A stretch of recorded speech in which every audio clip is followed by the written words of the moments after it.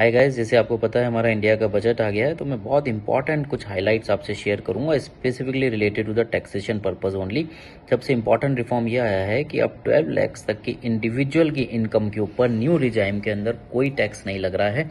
नई tax rates आ गई है। 0 to 4 लाख के ऊपर जो है वो कोई टैक्स नहीं लग रहा है। 4 से 8 लाख के ऊपर 5% और 8 लाख से 12 लाख के ऊपर 10%, और ऐसे हम 4 लाख के स्लैब में आगे बढ़ते जाएंगे। 24 लाख तक के ऊपर जो है 24 लाख के ऊपर 30% की टैक्स रेट दी गई है। इसके अलावा सीनियर सिटीजन्स की जो टैक्स डिडक्शन लिमिट है उसको भी बढ़ा के डबल कर दिया है। 50,000 से 1 लाख तक पहुंच गई है।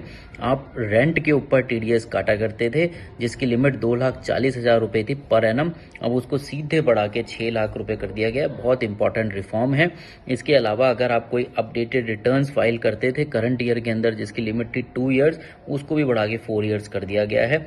छोटे चैरिटेबल ट्रस्ट या इंस्टीट्यूशन के लिए भी कंप्लाइंस में कुछ ईजीनेस रखी गई है।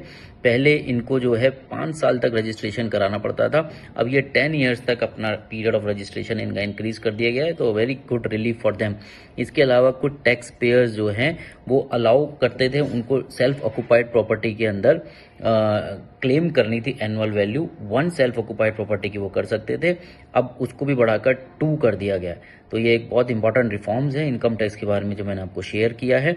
और न्यू अपडेशन के लिए please like and follow and subscribe my channel.